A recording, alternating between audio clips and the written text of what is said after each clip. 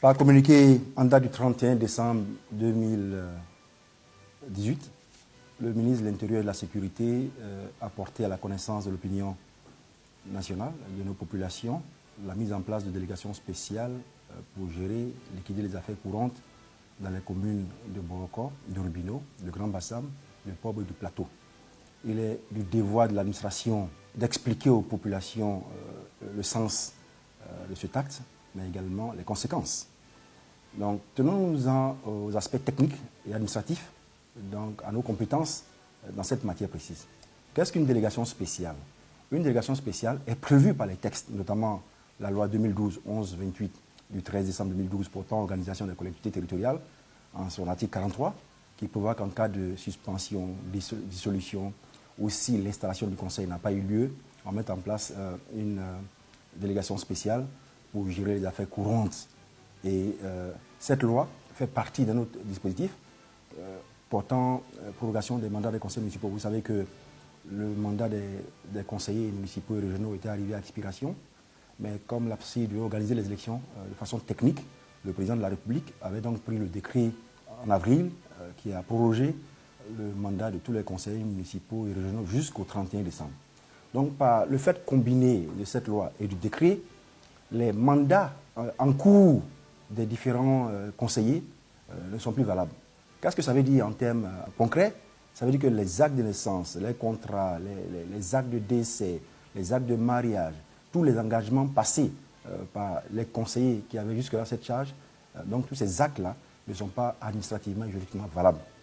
Donc la délégation spéciale est une délégation qui est mise en place pour liquider les affaires courantes le temps que s'installe les conseils comme le prévoit la loi. Nous avons déjà procédé à l'installation de 11 conseils municipaux sur les 13 que compte le département d'Abidjan. Donc un certain nombre de conseils PDCI, d'autres RHGP et d'autres encore indépendants. Je voudrais également préciser que ce n'est pas la première fois que des délégations spéciales sont mises sur pied. Il y a déjà eu des délégations spéciales à Sayoua, il y a eu des délégations spéciales à Bounoua et un certain nombre de communes. Les aînés sont là, les archives de la Côte d'Ivoire, la mémoire institutionnelle est là pour nous le rappeler. Et c'est des situations dans lesquelles les préfets ont géré les affaires courantes et puis très vite l'ordre est revenu. Et donc les conseils municipaux sont mis en place, on continue à travailler. Donc ce n'est pas nouveau, j'ai lu dans les réseaux que c'est la première fois dans l'histoire de la Côte d'Ivoire. Non, ce n'est pas la première fois, c'est des choses prévues par la loi. Une loi est anticipative. La loi anticipe sur les crises éventuelles qui peuvent survenir, des situations comme celles que j'ai citées, qui font qu'il faut assurer la gestion, la continuité du service public. Donc c'est déjà arrivé dans l'histoire de la Côte d'Ivoire et dans d'autres vidéos, mais si vous êtes disponible, on peut vous donner tous les documents qui vous indiquent exactement les dates, les années, les communes où il y a eu des délégations spéciales. C'est dans l'exécution des prérogatives de l'administration que ces situations apparaissent et donc elles sont normales. Cependant, souhaitons que les choses évoluent très vite pour que le fonctionnement ne soit pas impacté. Il faut retenir que l'État ne s'arrête pas. Il y a des situations actuellement dans ces deux communes. Mais la satisfaction des besoins des populations est permanente. Un État ne s'arrête pas, quelles que soient les circonstances, quels que soient les événements. Le citoyen doit aller au travail, il doit être soigné, il doit être sécurisé, il doit avoir l'emploi, il faut assurer la salubrité. Un enfant qui naît aujourd'hui a besoin de son acte de naissance, les gens doivent se marier. Donc il y a des actes qu'il faut signer.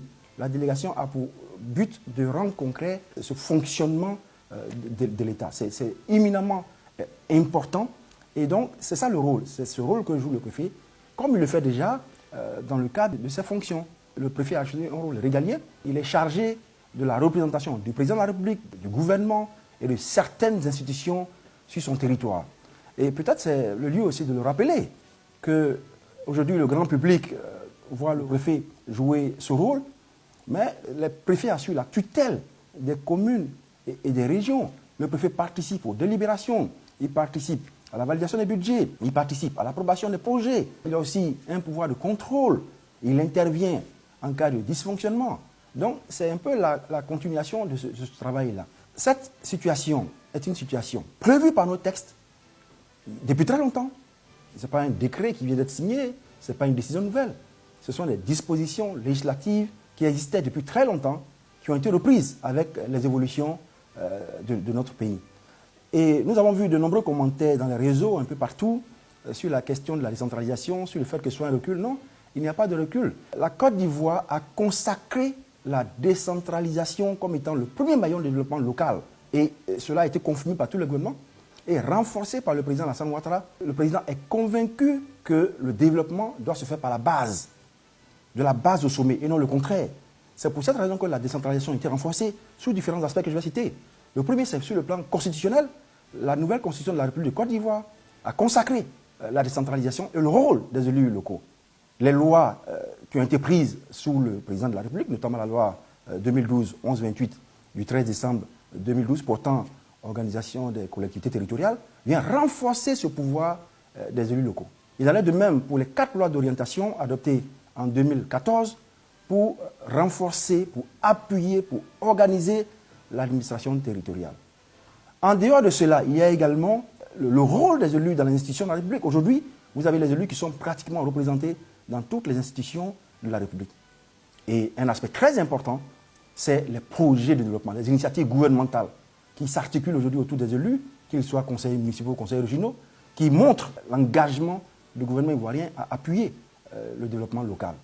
Et bien sûr, il y a aussi un aspect qui est très important, ce sont les surfaces financières des communes et des régions qui deviennent de plus en plus importantes parce qu'il y a des défis de développement, il y a des ressources conférées aux communes, il y a aujourd'hui un spectre de taxes et de possibilités pour une commune d'amorcer le développement local.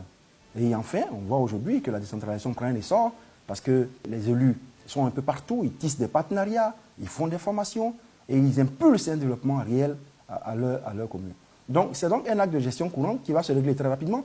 Les préfets ont beaucoup d'attributions, ils ont beaucoup de choses à faire et un préfet ne peut pas se substituer à un élu local parce que l'élu local possède de la volonté d'assurer une légitimité, de conférer des pouvoirs. Que la population dise, nous avons choisi un élu, celui-là, nous lui faisons confiance sur gérer. Et c'est pour cette raison que les élections sont organisées. Mais la situation qui prévaut dans ces 2 communes est préjudiciable aux populations et à tous ceux même qui pensent que ce n'est pas normal parce qu'à partir du 31 décembre, tous les actes de naissance ne peuvent pas être signés. Tous les contrats, toutes les situations, le fonctionnement. Vous allez voir peut-être des immondices, des ordures. Donc il faut pallier à ça. Et c'est pour cette raison qu'on prend une délégation spéciale qui est encadrée par la loi. La délégation spéciale ne se substitue pas. On ne peut pas le délégué spécial, qui joue le rôle de maire intérimaire, ne peut pas engager de dépenses d'investissement.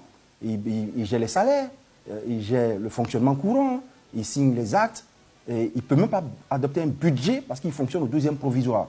Mais c'est limité dans le temps en fonction de l'évolution des contextes. Donc c'est un acte de gestion administrative, comme le préfet peut être dans un village pour régler un problème, il peut coordonner les services administratifs, de cette même façon le préfet assure la tutelle. C'est un rôle de tous les jours pour ne pas permettre, parce que la continuité de l'administration est un principe fondamental pour le développement. Donc voici un peu le sens de la délégation spéciale qui est tombée dans le jargon aujourd'hui des Ivoiriens et peut-être mal comprise par certains. Mais nous restons disponibles pour apporter toutes les explications chaque fois que besoin sera. Merci beaucoup.